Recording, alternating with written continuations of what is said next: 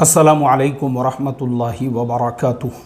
मोहतरम भाइयों, बुज़ुर्गों, दोस्तों, कल शेनवान का जो वीडियो था उसके अंदर हमने उन लोगों को जवाब दिया जो प्रैक्टिकल इस्लाम को इस्लाम न समझते हुए जो रहबानियत है, यानी जिनको बहलुल मजनून वाला इस्लाम चाहिए, जिनको बायज़ीद बुस्तामी वाला इस्लाम चाहिए कि वो एक क्या है जो 50 नहीं है और 50 क्या है जो 350 नहीं है, इस तरह के जो वाक़ियात है और इस तरह का जो इस्लाम है, कुछ लोगों ने उसी को इस्लाम समझा हुआ है और बस रहबानियत है।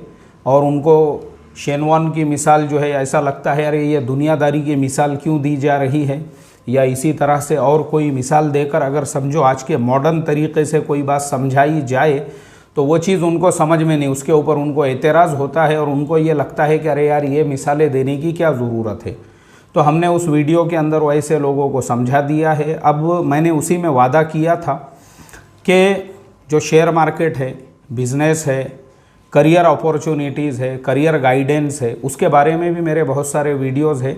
मैंने देखा मैं जब भी उससे मुताल्लिक़ फ़ेसबुक के ऊपर पोस्ट करता हूँ तो एक साहब जो है बार बार उसके नीचे कमेंट कर रहे हैं, अरे क्या लगाए बोले यार तुमने, ये शेयर मार्केट करो, बिज़नेस अपॉर्चुनिटीज़ और जॉब्स करो और ऐसा वैसा क्या है। असल में आखिरत की बातें होना चाहिए, जन्नत के अंदर अल्लाह ताला क्या क्या नेमतें अता फ़रमाएंगे और क़ब्र के अंदर की ज़िंदगी क्या होगी, ये तमाम बातें ऐसा इस्लाम बताना चाहिए उम्मत को। ये क्या है, दुनियादारी की बातें हैं ये सब। तो एक्चुअल में अब मैं आपको बताऊं, मुसलमानों का मिजाज जो है ना, मुसलमानों का कौम के अंदर एक बहुत बड़ा तबका ऐसा है जिसमें दोगले और मुनाफिक भरे हुए हैं। ये दोगले कौन लोग हैं? ये दोगले वो होते हैं जो अपने ख़ुद के घरों में तो ऐश में होते हैं, आराम में होते हैं, इत्मीनान में, मतलब इनको अपने राहत की, आराम की, इत्मीनान की हर चीज़ चाहिए।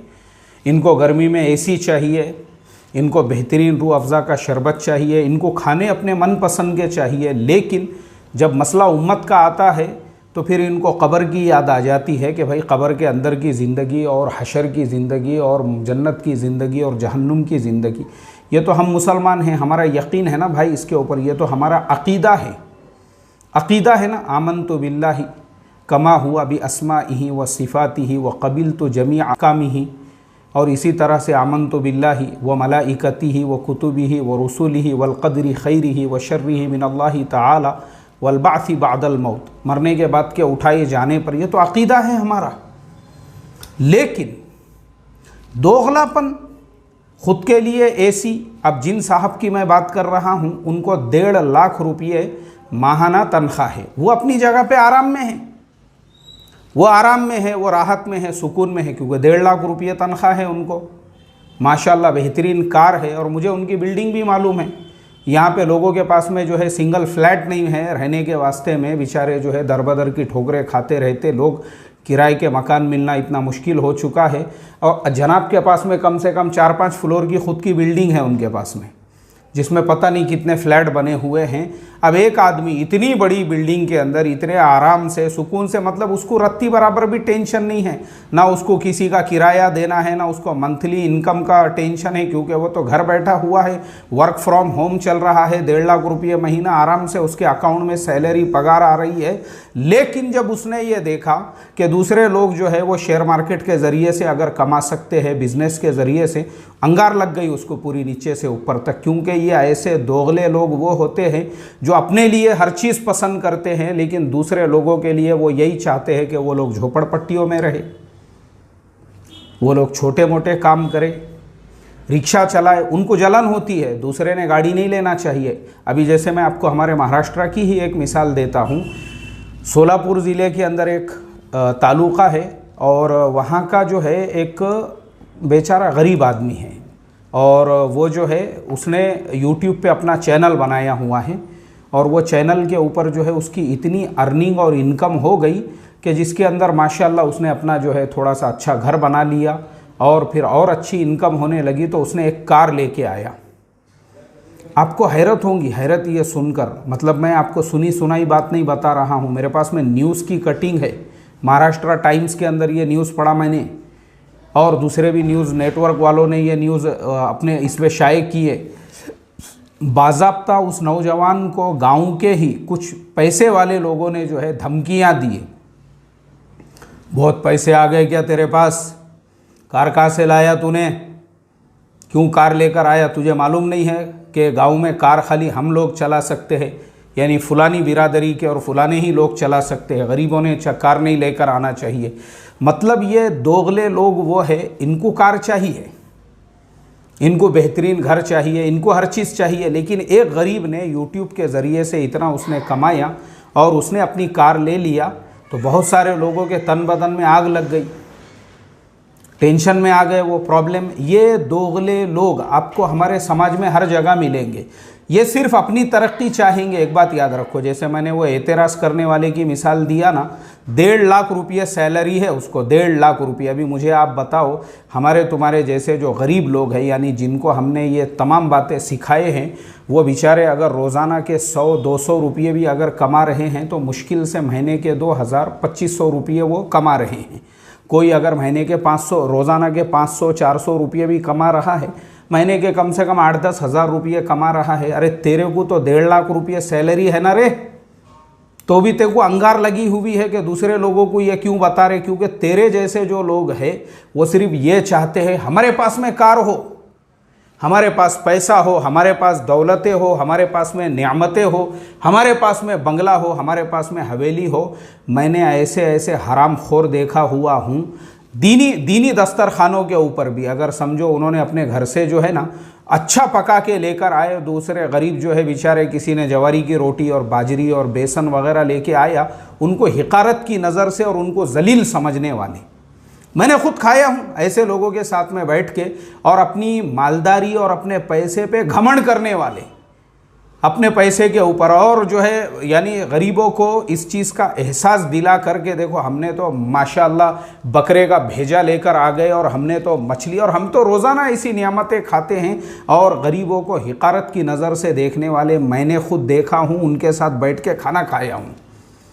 क्या बताऊँ मैं आपको, ये मुसलमानों का दोगलापन है, दोगलापन। ये जो है ना, इसके लिए मैंने ये सब चीज़ें जब देखा हुआ हूँ, इसके लिए मैंने जो है ये सब शुरू किया। फ़ायदा हो रहा है माशाल्लाह लोगों को, लेकिन ये जो दोगले और मुनाफिकों का जो टोला है ना, ये क्या पसंद करता है, और मुझे ये सब चीज़ों का एहसास है। मैं आपको पूरे वाक़यात सुना सकता हूँ। मैं खुद एक मस्जिद में इमामत करता था और मैं चौथी पास था, सिर्फ चौथी, जब मैं 2 बच्चों का बाप बन गया था। उसके बाद मैंने ये सोचा कि मैं 17 नंबर फॉर्म भर के 10वीं का इम्तिहान पास करूं एक मुसलमान स्कूल के अंदर, जहां के पूरे टीचर मुसलमान, जहां का प्रिंसिपल मुसलमान। वो मुसलमान प्रिंसिपल के पास में मैं गया और मैंने कहा कि भाई मुझे 17 नंबर फॉर्म भरना है। तो मुसलमान प्रिंसिपल ने मुझे बिठाया और एक साहब को भेज के जो है चाय मंगाया, और मेरे से उन्होंने ये कहा, अरे क्या इमाम साहब, कहाँ दुनियादारी के चक्कर में पड़े, बोले अपना काम नहीं है ये 17 नंबर भरना और इम्तिहान देना। अरे तुम अल्लाह वाले आदमी हैं, अल्लाह अल्लाह कर रहे, बच्चों को जो है नूरानी कायदा वगैरह मस्जिद के अंदर पढ़ा रहे, तुम अपना काम करो, ये कहाँ लगे ये चक्करों में। इस तरीके से डीमोटिवेट करने का काम। उसी रोड पे, जिस रोड पे मैं जो ये स्कूल की बात बता रहा हूँ, उसी रोड के ऊपर एक मराठी स्कूल था। मैं पैदल उसी रोड से नीचे गया और वहाँ पे मराठी स्कूल था। वो मराठी स्कूल में एक हिंदू ब्राह्मण, वहाँ की क्लर्क जिसका नाम था देशपांडे मैडम, वो बैठी हुई थी कुर्सी के ऊपर और वो खाना खा रही थी अपना डब्बा खोल के उस वक्त में। तो उसने देखी कि कोई तो भी आ रहा है, तो उसने दूर से ही मुझे पूछी, काय काम आहे का तुमचा। मैं बोला नाही, ते 17 नंबर फॉर्म भरायचा होता मला। ठीक आहे, काम करा तुम्ही, बसा तिथे, जेवण नंतर मी भरून देती तुम्हाला। रुका मैं वहाँ पे, उसका वो होने तक खाना वगैरह हुआ। उसने अपने हाथों से, बेचारी ने जो है पूरा फॉर्म भरी। उसके बाद में जो है मुझे, वो ज़माने में मोबाइल नहीं था, उसने जो है मुझे जो है ऑफिस का नंबर लिख कर दी और कहीं मुझसे कहा कि हर 2-4 दिन को यहाँ पे फ़ोन लगा के पूछना पुस्तक आलेत का, हे विचारायचं पुस्तक आलेत का, 10वीचे पुस्तक, म्हणजे जे 17 नंबर फॉर्म भरणारे आहेत ना, तो त्यांना आम्ही पुस्तक देतात। ते आमच्याकडे जे आहेत, आपला जे बोर्ड आहे, बोर्डकडून येतात पुस्तक, किताबें तुमको मिलेंगी, फ़ोन करके पूछ लेना। तो मैं आपको क्या बताऊं, मतलब मैंने जो मेरे ज़िंदगी की शुरुआत की या दुनियावी तालीम की, क्यों जिस मास्टर की मैं बात बता रहा हूँ, जो हेड मास्टर की मैं आपको बात बता रहा हूँ, वही हेड मास्टर, उसके खुद के बच्चे, पता चला एक बेटा पुणे में पढ़ रहा है, दूसरा बेटा जो है बम्बई में पढ़ रहा है, अपने बेटे आराम से ऐश में, लेकिन उम्मत का एक ऐसा नौजवान जो बेचारा पढ़ना चाहता है, अपना काम नहीं है, क्या करने का पढ़ के, क्या करते तुम बताओ मुझे, अपनी लाइनिश नहीं है। ये मैं मेरे साथ पेश आया हुआ वाक़या आपको सुना रहा हूँ, और ये एक वाक़या नहीं है, मैं बाद में आपको मेरे बच्चों के साथ में पेश आया हुआ भी, मेरे बच्चे भी जो है एक स्कूल में लेकर गया मैं एडमिशन के लिए, तो वहाँ का जो हेड मास्टर इतना घमंडी, इतना आकड़ू, मर गया हुआ अभी कोरोना के अंदर। मैं उसके आगे ये जुमले नहीं बोलूँगा कि अल्लाह उसकी मग़फ़िरत फरमाए या उसके दर्जात को, क्योंकि इतना घमंडी और दूसरों को इतनी हिकारत की नज़र से देखने वाला वो टकलू हैवान, मेरे को बाहर खड़े किया उसने, नीचे अंदर लोग, और इतनी हिकारत के साथ में मैं फॉर्म भर रहा हूँ बच्चों के एडमिशन, इतनी हिकारत और उसके जो जुमले और उसके जो अल्फाज मैं बता नहीं सकता उसको। इसीलिए अल्लाह ने जो है ना उसको जो है अभी ऐसी हालत में मौत मिली कि अभी मैं क्या बोलूँ आपको, नमाज जनाजा और खांदा देने वाले भी पता नहीं मिले थे कि नहीं मिले थे। तो क्या होता है ना, कौम के अंदर जो है ना, कौम की हमदर्दी जिसको बोलते हैं ना, कौम की हमदर्दी, जैसे मैं हमेशा एक डॉक्टर साहब की मिसाल देता हूँ जो MD है, MS है, लेकिन सिर्फ 10 रुपये वो लोगों से फ़ीस लेते हैं, 10 रुपये। मैं खुद पहचानता हूँ उनको अच्छी तरह से, अल्लाह उनकी उम्र में बरकत अता फरमाए। ऐसे लोगों के लिए दुआ निकलती है भाई, अल्लाह उनकी उम्र में बरकत अता फरमाए, उनकी कमाई में बरकत अता फरमाए, अल्लाह उनको और तरक्कियात से नवाजे। क्यों निकलती है दुआएं? हमदर्दी है ना, कौम की हमदर्दी है, लोगों के लिए हमदर्दी है, आम लोगों के लिए हमदर्दी है, कौम के लिए और सारे समाजों के लिए, हिंदू क्या, मुसलमान क्या और दूसरे समाजों के तमाम जो लोग हैं। 10 रुपये में इतना बड़ा डॉक्टर जो है वो लोगों का इलाज कर रहा है, तो दुआ निकलती है ऐसों के लिए। और वो टकलू हैवान जिसकी मैं आपको बात कर रहा हूँ, घमंड और अकड़ ऐसा कूट कूट के भरा हुआ, पता नहीं पैर टिकरे नहीं ज़मीन के ऊपर पैसों के, और क्या किस चीज़ का घमंड और अकड़। तो दूसरों को जो हिकारत से की नज़र से देखने वाले और जिस तरीके के अल्फाज बोलने वाले और जिस तरह से गिरा के बात करने वाले, क्या बोले, बच्चों को स्कूल में पढ़ाने की ज़रूरत नहीं थी, तुम खुद एक मदरसे में पढ़ाते, मदरसे में डाल देने का था बोले बच्चों को। ये जुमले वो टकलिया के, मैं क्या बोलूँ अभी आपको। और इतना मतलब फॉर्म पैसे लाए ना तुमने, फॉर्म के पैसे लाए ना, बोले 150 रुपये कुछ फ़ीस थी, पैसे लेके आए ना बोले। यानी मुझे आप बताइए, अरे भाई पैसे लाए के, अरे टकलिया तेरे सिर पे अगर नए बाल उगाने का ना, उसके तेल के भी पैसे लेके आए हमने, मगर हिकारत की नज़र से। तो कैसा है भाई, ये दोगले लोग हैं, दोगले। ये कैसे लोग हैं, जो मैंने बताया ना आपको, जो मैंने अभी चैनल के ऊपर अपलोड किया, तो उसके अंदर जो है ना, जो कमेंट करने वाले हैं वो खाते पीते घराने के हैं माशाअल्लाह। ये हाल है हमारा, ये कौम का हाल है भाई। अपने लिए डबल स्टैंडर्ड जिसको कहते हैं ना, डबल स्टैंडर्ड, अपने लिए कुछ पसंद करने वाले और दूसरों के लिए कुछ पसंद करने वाले, ये डबल स्टैंडर्ड के लोग हैं ये। अल्लाह हिफाजत फरमाए और अल्लाह हम तमाम को समझ अता फरमाए, और ये दोगलापन और ये मुनाफिकत से हमको बचाए। मैं जो आपको बताता हूँ कि ये तमाम बातें मेरे बताने का मकसद क्या है, लोगों को, लोगों के ज़िंदगी में खुशहाली आए। अब मुझे आप बताओ, ये कुछ मेरे दिल से घड़ी हुई बातें हैं। बिज़नेस का इस्लाम, अरे कुरान करीम उठाकर देखो भाई, सूरतुल बकरा का जो आखिर का हिस्सा है, जो आखिरी का पाव पारा है सूरतुल बकरा का, वो पूरा क्या पूरा जो है ना, सिर्फ़ और सिर्फ उसमें तिजारत के, कारोबार के, बिज़नेस के, मुआमलात के और कर्ज़ों के लेन देन के मसाइल अल्लाह ताला ने बयान किए हुए हैं। पूरे के पूरे मसले मसाइल उसके अंदर जो अल्लाह ताला ने बयान किए ना, वो सारे के सारे मसले मसाइल जो है अल्लाह ताला ने ऐसे बयान किए हुए हैं ताकि हमारे मुआमला सही हो, बिज़नेस सही हो। बार बार कुरान में फरमाया अहल्लल्लाहुल बैअ व हर्रम रिबा, तिजारत के सारे मसाइल अल्लाह ताला ने इस्लाम के अंदर बयान किए हुए हैं। तो ये हलाल है, मगर मैंने जैसे आपको बताया डबल स्टैंडर्ड, अपने लिए कुछ और कौम के लिए कुछ, गलत बात है ये, अल्लाह हिफाजत फरमाए। तो खैर, अब मैं जो है यहीं पे अपनी बात को ख़त्म करूँगा, बस इतना बोलकर ही कि देखो हमारे लिए जो नमूना है ना, वो अल्लाह का हुक्म और उसके नबी का तरीक़ा है। हमारे लिए जो है ना ऐसे कमेंट करने वाले, एतराज़ करने वाले बहुत नमूने मिलेंगे आपको, बहुत नमूने। अभी मैं ये भी देखता हूँ कि मैं शेयर मार्केट की और इकोनॉमिकल लाइन की जो इन्फॉर्मेशन और मालूमात देता हूँ ना, तो भी मुझे एक नमूना मिला, पैंट शर्ट वगैरह एकदम टाई वाई लगाई हुई, और एकदम फिर मेरे से मुलाकात करके कहने लगा, यार बोले तुम शेयर मार्केट की मालूमात देते, उस पर बताते करते, उसके बारे में क्या मालूम है तुमको, बताओ भला मुझे, क्या इल्म हासिल करे तुमने उसके बारे में। अच्छा, उसका पीई किसको बोलते, एपीएस किसको बोलते, और जो है ये किसको बोलते, वो किसको बोलते। मैं बोला भाई तेरे पास में कोई वैकेंसी है निकली हुई जॉब मेरे लिए? बोले नहीं नहीं नहीं आप बोलो ना। बोले नहीं नहीं। मैं बोला बोलना तू मुझे, है क्या तेरे पास? अगर है तो मैं तेरे सारे सवालों के जवाब इंटरव्यू के दे सकता हूँ, और अगर नहीं है तेरे पास तो चल, मैं बोला मैं तेरे से कुछ सवालात करता हूँ, मेरे सवालों का जवाब दे तू, तो मैं तुझे मेरे पास रखने के लिए तैयार हूँ। अभी क्या सैलरी मिल रही है तुझे? हमारा इम्तिहान, मतलब तेरे को लगा कि ये पैजामा कुर्ता पहनने वाले है तो यार इनको मालूम ही नहीं कुछ, यानी तूने हमारे पैजामे कुर्ते को देख लिया, तुझे लगा कि मतलब जिस इंसान को इकोनॉमिकल फाइनेंशियल के लाइन से अगर मालूमात है, इन्फॉर्मेशन है, तो उसने पैंट शर्ट और उसने जो है टाई वाई लगाया हुआ, सूट बूट, बेटा तूने देखा भी नहीं होगा। मैं बोला वो टाइप की टाई और वो टाइप का कोट और वो टाइप के शूज़, समझ में आया ना तुझे? लेकिन उसकी जगह हर जगह बताने की नहीं रहती। तो ये हमारा प्रॉब्लम है, ये हमारा मसला है। दोगले और एक दूसरे पे जलने और एक दूसरे पे हसद और दूसरे को कमतर बताने वालों की कभी नहीं है, यानी जिसे कहते हैं हिम्मतें तोड़ना और डीमोटिवेट करना। तो इसके लिए मेरी आप तमाम लोगों से रिक्वेस्ट, हमारे लिए नमूना अल्लाह के नबी की सीरत। और अल्लाह के नबी की सीरत क्या है? आप मदीने के बाज़ारों में जाते थे और ख़ुद सहाबा को तिजारत सिखाते थे खड़े रह के बाज़ार में से।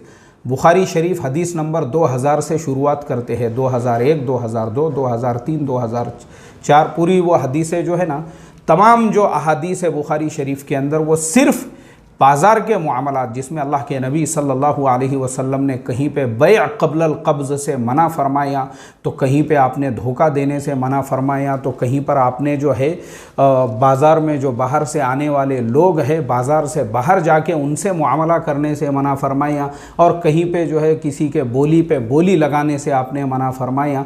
यानी सिर्फ़ किसी चीज़ का रेट बढ़ाने के लिए जो बोली पे बोली लोग लगाते हैं वो भी मना है हदीस के अंदर। ये बुखारी शरीफ की आपको पूरी हदीस से मिलेंगी। और जिस इस्लाम के अंदर अगर हम देखेंगे कुरान की आयतों में और अहादीस में और फ़िक़्ह की किताबों में, जहाँ पे 75% मसाइल सिर्फ मुआमलात से ताल्लुक़ रखते हो, वहाँ पे अगर कोई इस तरीक़े की बात करे तो ये सिर्फ उसका हसद और जलन और उसका दोगलापन है कि वो अपने लिए तो कार चाहता है, लेकिन चाहता है कि उम्मत जो है वो एसटी महामंडल में लटक के सफ़र करे। अपने लिए उसको बंगला पसंद है और दूसरे बेचारे यहाँ किराए का घर मिल रहा नहीं उनको। 1.5 लाख की सैलरी मस्त अपना आराम से आ रही है अकाउंट में, ये अपने घर में आराम से मस्त है, ये अपने बिल्कुल अपने दोनों नारियल लटका के बैठे हुए हैं कुर्सी के ऊपर, हाथ में रूह अफ़ज़ा का शरबत है, इसको टेंशन नहीं है। लेकिन यहाँ उम्मत 500-500 रुपये के लिए धूप के अंदर मेहनत और मजदूरी और मशक्क़त करने के ऊपर मजबूर है। क्या फ़ायदा है? ये ऐसा जो बोलने वाले हैं ना, ये ऐसे ही लोग हैं। ये चाहते हैं कि नहीं बस हमने ऐशो आराम में रहना, बस अल्लाह हिफाजत फरमाए। तो भाई ये आज के मेरे सबक का ख़ुलासा है। इसलिए मैं ये चाहता हूँ सब तरक्की करो, सबका साथ सबका विकास, जो हमारे माननीय प्रधानमंत्री जी जो बोलते हैं ना, सबका साथ और सबका विकास, मतलब सबका विकास होना चाहिए, सबने तरक्की करना चाहिए, सबने आगे बढ़ना चाहिए।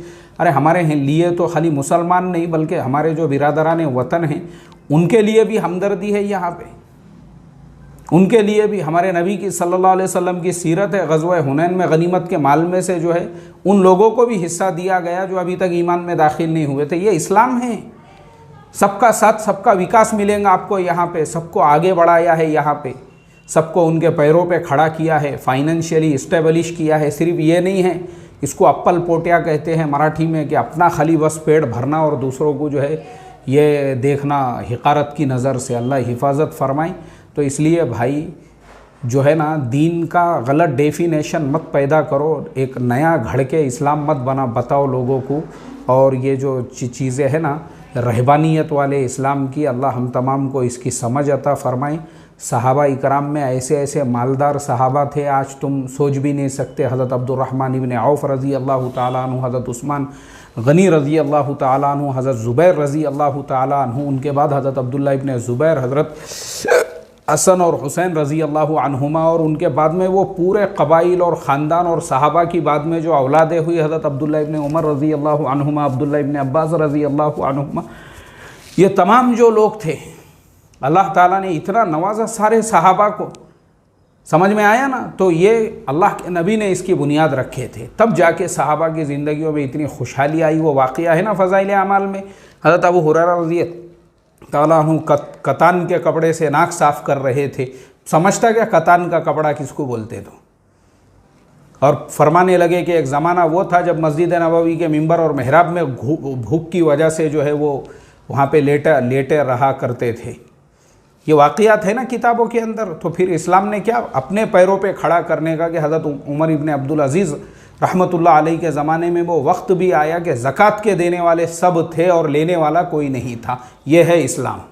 अप्पल पोटियापन नहीं है, अपना पेट भरे हुआ, अपने को 1.5 लाख की सैलरी और तनख्वाह आ रही है और गरीब उम्मत जो है वो बेचारी, उनको मालूमात और नॉलेज मिल रही है, क्या फ़ायदा है? ये दोगलापन है ये। अल्लाह हिफाजत फरमाए। अस्सलामु अलैकुम व रहमतुल्लाहि व बरकातुहू।